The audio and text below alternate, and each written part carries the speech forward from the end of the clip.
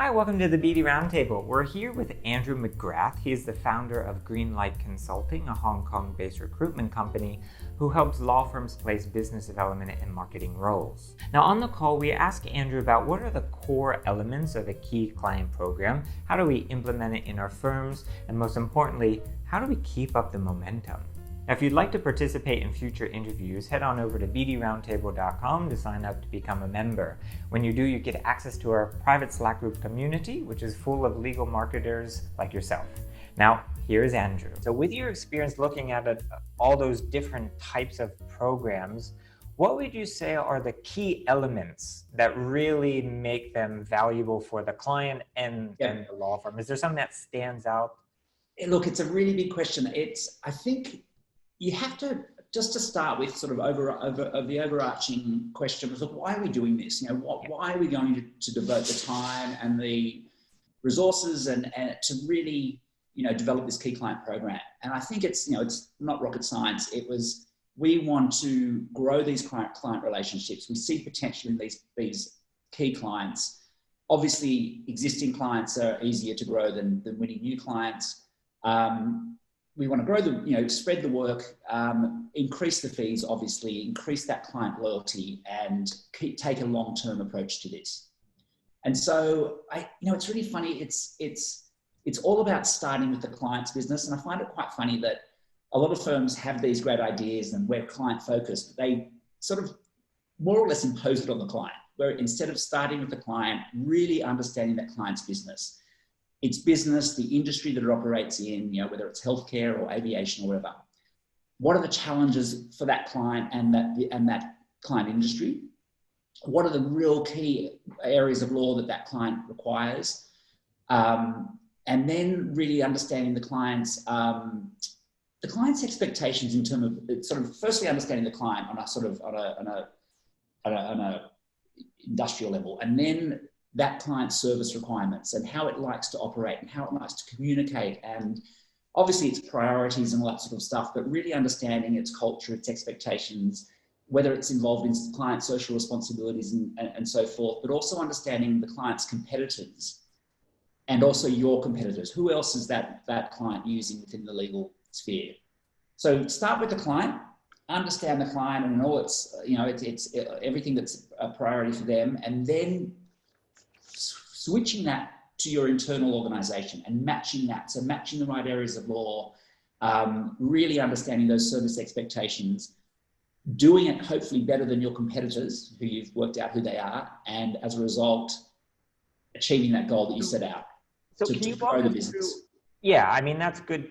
That's very easy to say, but for a business development team, how can we wrangle all the partners together and get this information available? Like how would you recommend we approach this, really? So you're absolutely right. It's far easier said than done, and the devil is in the detail, of course.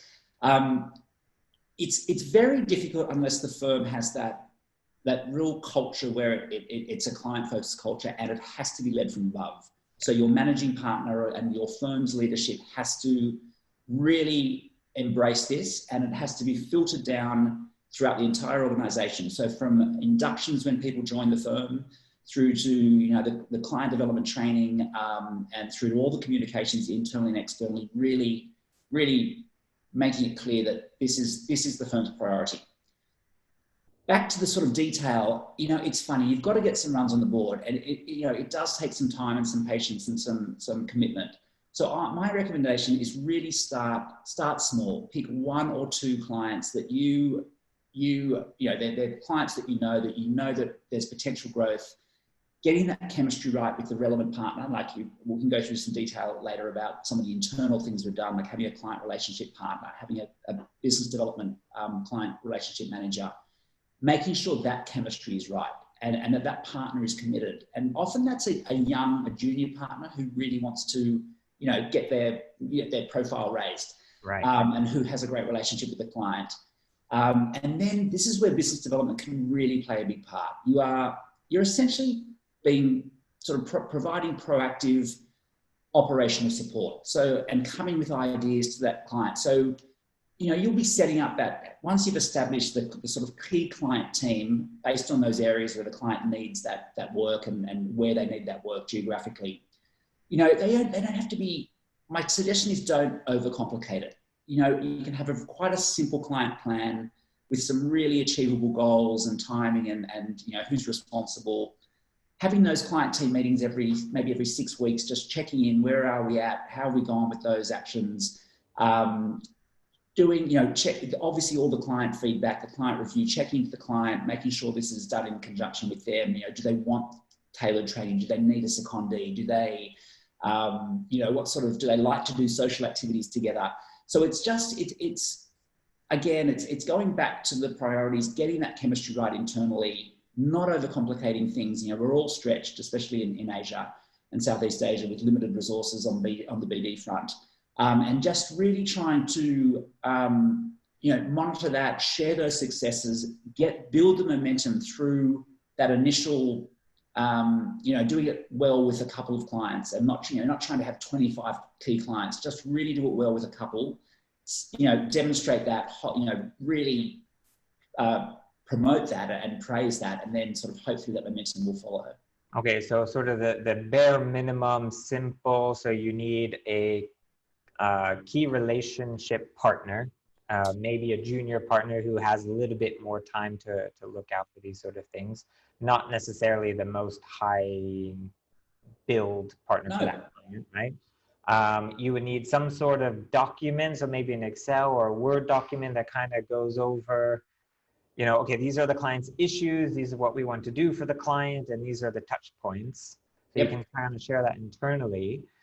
So you have that set up. And then when you go to the client to say, we would like to include, well, first, should you let the client know that they're a key client, or how would you approach the client? It's a really interesting point. You've got the two scenarios. If you've won, you've been appointed to a panel, or it's just some recent, really good mandates you've won, it's a lot easier to go down and say, look, we're so excited that we've been appointed. We want to work with you the best we can. We want to make things easy for you. We want to know how you like to do business with us. And then you talk through, we've thought about this. We've got a few examples about, we'll have these monthly catch-ups. We'll do, whatever it is. So that's a lot easier when it's a new client. When you've had this client for many, many years, and they're quite an established firm client, it's sort of slightly awkward to go, hey, we want to suddenly, improve our service. And they're thinking, well, what have you been doing for the last 10 years? So I think it's, in that situation, you try and use a situation. It might be a new partner joining the firm, a changing managing partner, or just, or just coming down and saying, hey, we love our relationship, etc. But, we've just really had to think about, are there anything that we could be doing a little bit better? And then, we've thought about this, and, you are obviously saying you are a very important client for us. And we've just been thinking of, is there anything else we could be doing to improve that relationship? And I think then, if you've got a few suggestions, and this is where the whole program hinges on, it's, each client is different. Some don't care about all those extra services, bells and whistles. Others think it's fantastic. They love the tailored training and all that sort of stuff. So it's really just saying, look, here are some options. And really importantly, so identifying that you're a key client, but not going like we've got gold, silver, bronze, and you're bronze, because so that it looks like they're third tier. But I think it's really that discussion about perhaps the relationship partner, so that they like, and they've got one point of contact to go through with issues, with feedback, with all of that sort of stuff, so it just makes their life easier. Really explaining to them that we also have this business development support that will be in the background, and that most importantly, all of this is at no cost. This is where we consider this a really important investment for our future together, and we'll hopefully both, win through this, and, by efficiencies and all that sort of stuff. Okay. Now, when I used to work at Baker's, one of the things that they used to do, so for their key client program, for clients of a certain caliber, which wasn't revealed to the client, but they would take 3% of those fees that they generated and turn them back on the client with BD activities. So I thought that was a really interesting way, or an element to really to give back to the client.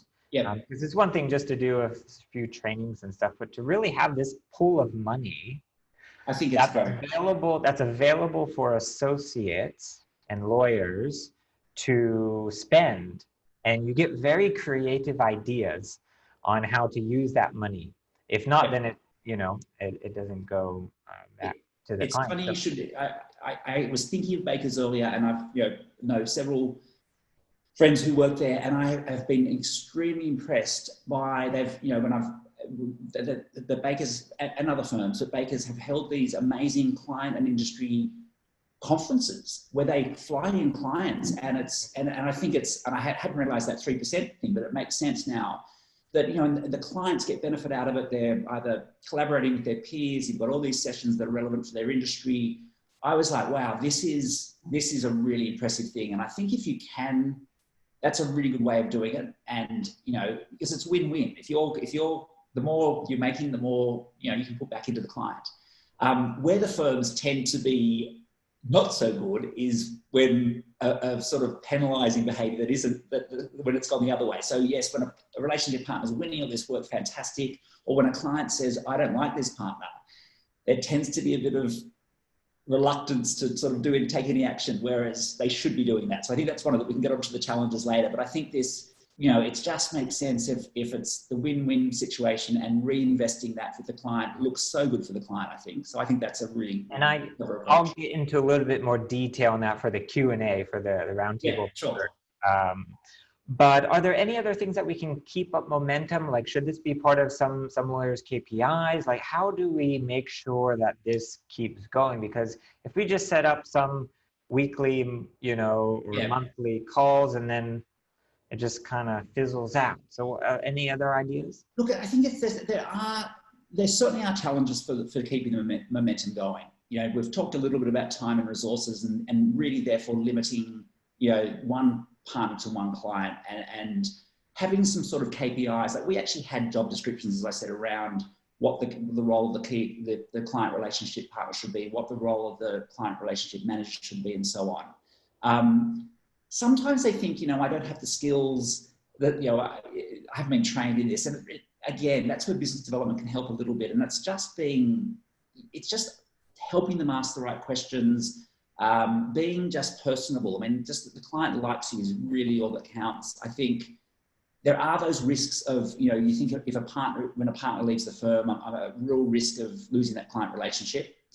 And I think so the goal is to, to really embed that relationship. And we call it, institutionalized relationships, or firm clients, where the relationship is across a number of geographies, a number of practice areas, and they may have one relationship partner, but they've got there'll be lots of different contacts within the client, of course. And so I've seen the situation where a very senior partner has left, and whilst the firm has lost maybe a piece of that work because this was a regulatory expert, they've maintained that overall relationship. So it's really embedding that, and that's back to the sort of culture from above. And I think and not over complicating it, again, just keeps it going. And if it is a real, if it is within the firm's DNA, then I think it just becomes part of life. And, and for senior associates who want to become partner or whatever, that this is such an important part of their role. The legal skills are a given. And I think just having those examples and demonstrating that you can actually differentiate yourself based on your service and your loyalty, commitment, that can make a big difference. And it's continually, really highlighting the success stories and rewarding, I think, the partners and BD bonuses and things based on the success, because you can see it very tangibly through the increased fees and the increased areas of work and all that stuff. So I think we could maybe talk about later in the Q&A, like part of it is the traits of a great BD person who, with that energy and enthusiasm, who sort of really has to drive this. Yeah, I wanted to touch on that as we wrap up the discussion. Yeah, sure. So the business development teams are often tasked with leading the way for this, or facilitating the infrastructure or getting these down. But I think a lot of times for those firms who don't have a very big business development team, like Baker's, when I was there, we had BD people in each practice group. So Yeah. it was very easy for that real estate practice person to really focus on the real estate clients. But for someone in a smaller firm, the BD manager kind of has to look after all of Yeah. the clients. So what advice would you give for us to, do Look, that? it's funny. And I've seen both situations. Where I've seen it work the best, and again, not all firms can sort of have this, is when you've got your practice area dedicated BD people, and we all know how much time is taken up on pitches and things where you just don't, you're just responding constantly in events and everything else that's on your plate. The firms where I've seen it work the best is where they've had it might only be one person in Asia, but a dedicated client relationship manager, and with a quantifiable, a sort of a reasonable number of key clients where, so you're not being pulled into the pitching and all that sort of stuff. And fortunately, if you've got some fantastic client relationships, there is less pitching because, the work comes to you because, they see you as the expert in that field. So again, I would just, it does take, unfortunately, it takes some patience and it takes a little bit of extra time, but and I would unfortunately spend a bit of your own time in really, firstly getting the buy-in and say, let's try this with one client, doing that background research and everything, and doing it with your partner or managing partner. When you see that, it's such a rewarding role for a number of reasons, and I think you're working with some of the senior management. You're getting client contact. If it's successful, you're seeing the growth. You feel much more part of the growth and part of the business. But from a career perspective, that in Asia, unlike Australia, unlike the UK, there aren't a lot of these dedicated client roles, or even people who've had the chance to really say, yes, I've been the client relationship manager for this client, and these are the things that I did. And so I think just for your own skill set, because it is the way of the future, just being able to demonstrate that you have done that even with one client is going to hold you in such great stead for your future career. Because there really are, just through no one's fault, just through being limited resources and being so busy on pitches and everything else, just haven't had, would love to do the client stuff, but haven't had the time. Yeah, it's a good break up from the monotony, but it also, it helps you build some of those new skills that can be transferable in any industry. Really. Exactly. And especially if you're, once you've got to a maturity where you can be doing the client reviews, you've got to obviously have the experience, the confidence to go and see some senior clients and really ask the right questions and listen and then implement that back at the firm. That sort of stuff is so fun and interesting, and again, transferable to any industry. And we don't get, so much of our roles are in law firm BD are sort of internally focused. And so if you get the opportunity to do that, and again, we can talk about this later, often business development is seen as sort of independent from the lawyers, and they're very open to saying, wow, thank you for coming and seeing me. Very, very open about the legal work that your firm's done, very open about competitors, very open about what opportunities or gaps there might be. And you come back with just, literally almost jobs on the plate because of the client just wasn't aware you had a great practice in Tokyo or something. Right. Now, one final point to really hit home for everyone out there is the follow through, right? So you have all these meetings, you have all these takeaways, and maybe the client gave you some very candid feedback about how you operate, but then you can't forget that you have to show the client, right, that you've made these changes, or this is what you've implemented, or what. And look, there's nothing worse than being given being given some feedback and then not acting on it. And it could be, one example, it was so simple. It was a great private equity client, and they just said, look, you know what? Our internal systems are so antiquated that when you send us a bill, it takes forever. Could you just wait? Could you not send a bill until you've hit, $10,000 or whatever the figure was, so that it just makes our life easier? And if then you send a bill for $2,000 the next month, you've totally blown that. That's a really simple example, but also one that could be so easily implemented. But you're absolutely right. Luckily, these days with the technology, you can capture this information. You can share that information very, very easily within your firm through internal portals or whatever it is. But it is very much capturing that. We've all got, you know, a system-like interaction, so at least you know who knows who's come to which event, you know, which deals were done for this client, but also having those sort of you know, those documents that really show, when you're doing business with this client, here are the key protocols, so that any new person can pick that up and say, right, you know, I had one example where there was a general counsel who just, for any, you know, obviously very large legal team, our lawyers dealing with lots of their lawyers, just saying if any sort of significant material legal advice has to be copied into her, and rightly so. But you know, really, and if you didn't do it, she you know, wasn't happy. So it was just having that stuff. They might, and then simple things like, you know, they like to have meetings at their office. They like to, you know, they prefer email over telephone. They'd like to, you know, this, that, and the other. And I think, you know, having that in a document and you know, you might hold some internal sessions on that for the team, etc. But just that sort of stuff, capturing it, because it has to be consistent across the firm, and it has to be, you know, constantly meeting and exceeding those expectations, as I said earlier. And yeah, it is so important, as you said, to capture and share and act on that feedback. Well, thank you so much. My pleasure. I could talk all day on this. No, well, we will continue with the Q&A. I have a whole bunch of questions, but for those who are watching on YouTube and are not privy to the Q&A session, where can they get in contact with you? What's the best way to reach out? Look, I think you sent the LinkedIn profile through that. Just if you click on that, then we'll link to my website and all of that stuff. So yeah, thank you. Just go through the LinkedIn and you'll be able to track me down. All right, and for anyone watching from Hong Kong, I'm sure you're happy to have a coffee. Absolutely.